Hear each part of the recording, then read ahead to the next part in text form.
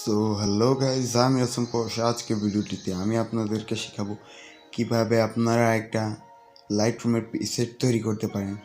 So বেশি বকবক না করে আমরা প্রিসেট তৈরির কাজে লেগে পড়ি। সো প্রথমে আমাদেরকে আমাদের লাইটরুম অ্যাপসটি ওপেন করে নিতে হবে, নিয়ে এখান থেকে আমাদের যে কোনো একটি ফটো সিলেক্ট করে নিতে হবে। সো আমি আমার এই ফটোটি সিলেক্ট করে নিচ্ছি।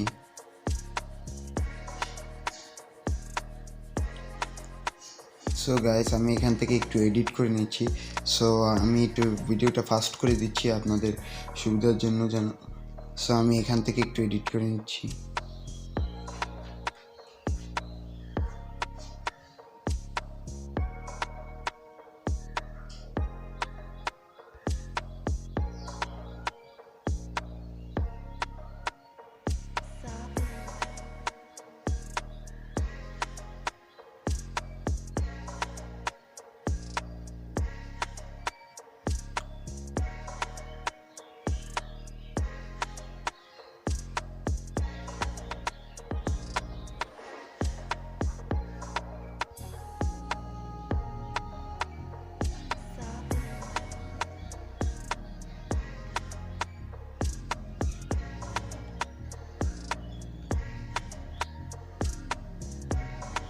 সো গাইস, আপনারা কিন্তু দেখতে পাচ্ছেন আমার ছবি কিন্তু আগে এইরকম ছিল, এখন আমি এইভাবে এই টোন দিয়ে দিয়েছি। সো এবারে এখান থেকে আমি এটা সেভ করব। সো সেভ করার জন্য এটা প্রিসেট আকারে সেভ করব। সো প্রিসেট আকারে সেভ করার জন্য আমাদের এখানে লাগবে এই শেয়ার অপশনটি। শেয়ার অপশনে আমরা ক্লিক করব। ক্লিক করার পর এক্সপোর্ট অ্যাজ এ ক্লিক করব। করার পর আপনাদের এখানে জেপিজি বা টিআইএফ বা অরিজিনাল থাকবে। হ্যাঁ, সো আপনারা এখান থেকে ডিএনজি সিলেক্ট করে এখানে সেটিংসে দেখুন, এখানে প্রিসেট লেখা থাকবে। এখানে আপনারা কিছু করবেন না, এই দেখুন আপনারা এখানে কিছু করবেন না। সো যেটা রয়েছে প্রিসেট এইটাই থাকতে দিবেন।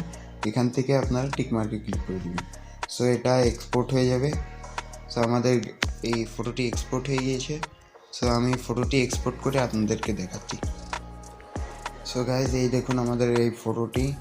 সো এখান থেকে থ্রি ডটে ক্লিক করতে হবে, কপি সেটিংয়ে ক্লিক করে এখান থেকে টিক মার্কে ক্লিক করে দিতে হবে, এবং এখান থেকে আপনারা যে কোনো একটা ছবি নিয়ে।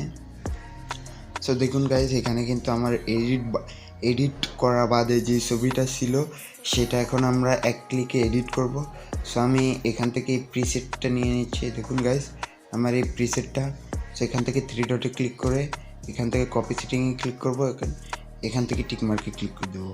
সো এবার এই ছবিটা আমি এটা পেস্ট করে দেবো। নিচে আসবো, এখানে পেস্ট সেটিংয়ে ক্লিক করব। দেখুন গাইজ, এক ক্লিকে আমার ছবি এডিট হয়ে গিয়েছে।